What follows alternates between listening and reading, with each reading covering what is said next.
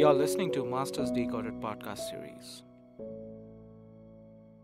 I'm your host and the chief decoder, Anis Merchant. Through this podcast, I bring in guests who are successful in a different walk of life to decode and map out their careers and journeys with the hope that we gain all our learnings.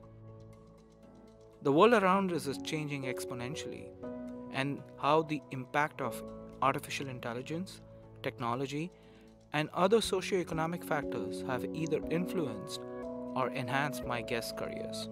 Welcome back to the second episode with Daniel Chan.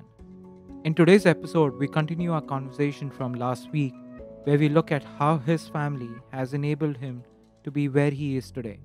Listen in to know more about why he's called the master magician of Silicon Valley.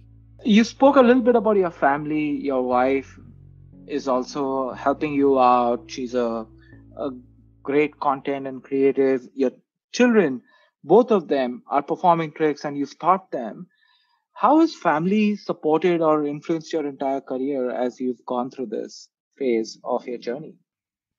I was very structured in figuring out what I wanted to do. Like when I first named my son, I knew it was going to be James, for James a Juggler. So it's alliteration cell. I knew that it was going to be Grace because of my faith. Okay. And Amazing Grace is a wonderful song, but Amazing Grace is also a cool stage name. So Hmm. I factored that all in before they were born.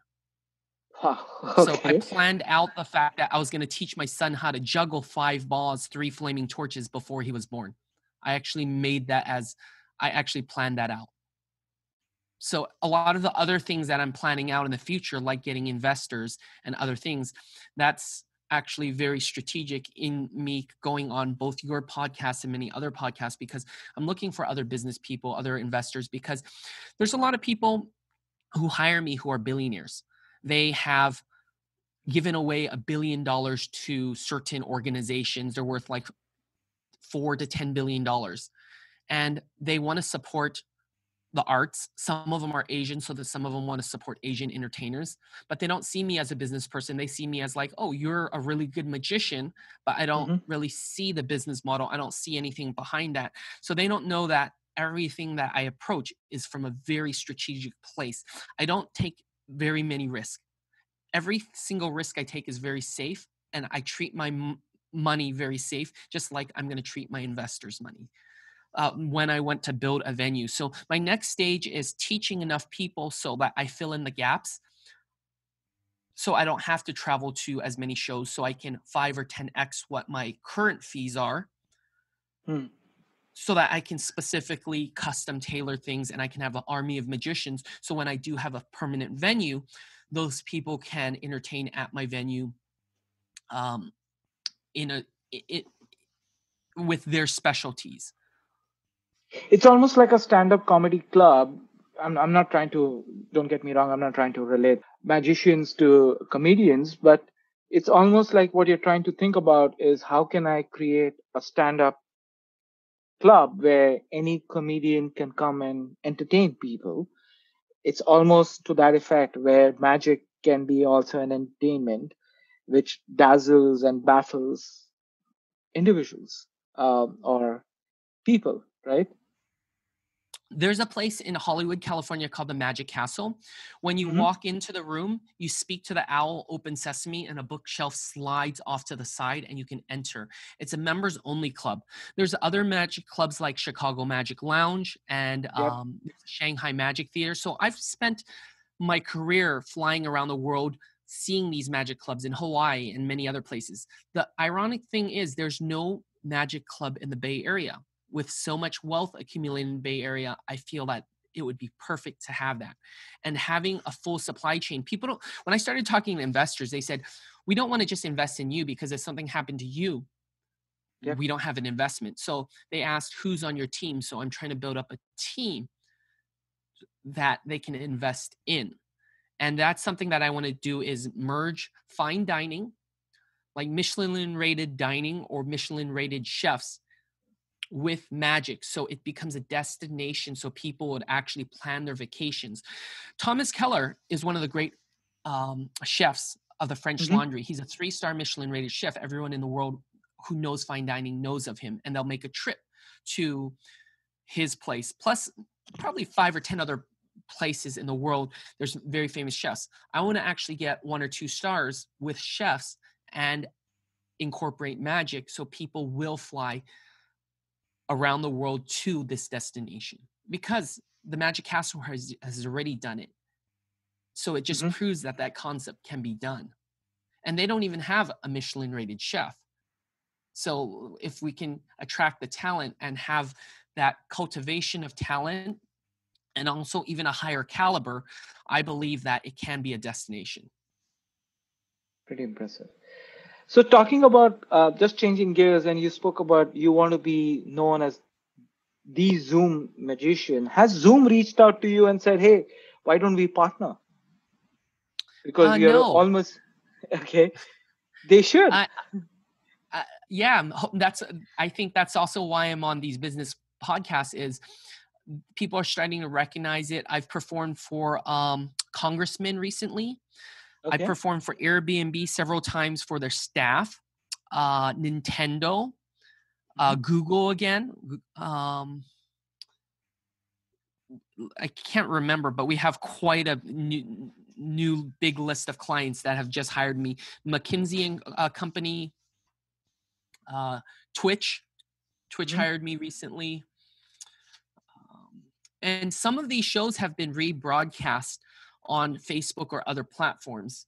LinkedIn just hired me as well. So there's quite a few different companies, and a law firm called Oric hired me, which is a very big global law firm. That's great. So you spoke about your grand plan about having almost like a magic castle, having a Michelin star. Is it also to probably introduce your children as part of that show, or you're having them continue with their studies, get certified, and then come on, or do both of that together?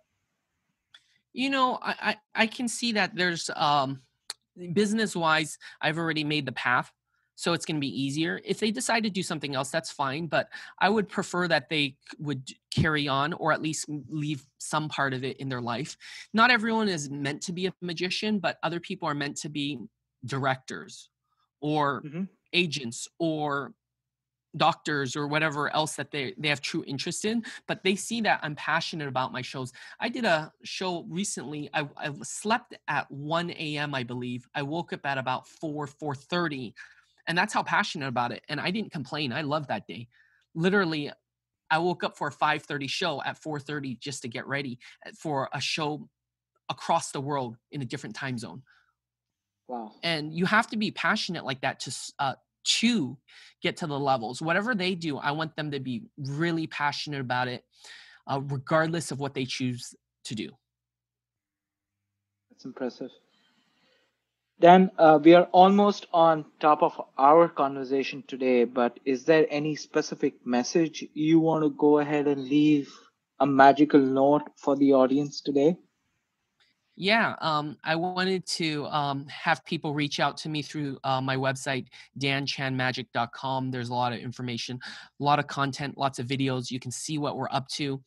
Also, if you have a corporate event and you needed some team building, I can do some team building for you. Typically, we start off at $500 for events online on Zoom for what we do currently. I don't know how, when you're listening to this podcast, it may be quite more, significantly more in the future, but that's just where we're at right now. And it's just wonderful being able to entertain people. I also have demos that I'm running quite often. If you just say you're a friend of Anis's, sure, I'll do a demo for you. No obligation, 3 to 5 minute demo to see what we do. Let us know which corporation you're with or what sort of event you're trying to plan. We're doing events all around the world right now. Within the last couple of weeks, actually within the last 2 months, I can tell you we have performed in an amazing amount of places. Let me just pull up that list. We've performed for virtual audiences in UK, South Africa, Virgin Islands, Australia, Malaysia, Singapore, Mexico City, all around the United States. And that was since March. I think March 7th was our last physical show. And since then, we've done over 70 shows, I believe, on Zoom. Wow. That's impressive. And definitely a friend of Anis, I'll share that so that people can reach out to you. And hopefully we are able to reach out to more audience. And if they want to book your shows, they will definitely be more than happy to do that. So thank you for taking time out, Dan, today. Absolutely. And don't forget, I do have experience on Airbnb experiences. Hopefully you'll be able to share that link. Those are $20 per person for the shows. And if you want to sneak in one or two people on that same screen, you're friends of Anis, right? Definitely. Friends of Anis. Thanks a lot, Dan. This was great chatting up with you. I'll have, and I'm sure many listeners will be reaching out to you to get a little bit taste of magic in this time of the period of we all going through. Hey, thank you, Anis.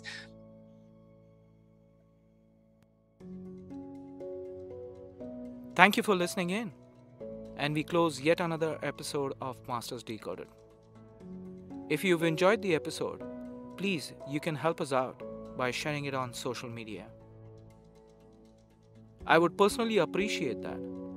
It's how we can reach more listeners, and the more listeners we have, the more awesome guests I can get in touch and convince to participate in these conversations that are a joy to have for me, and I hope they are a joy for you to listen as well. You can also help a lot leaving reviews on iTunes or your podcast service of choice.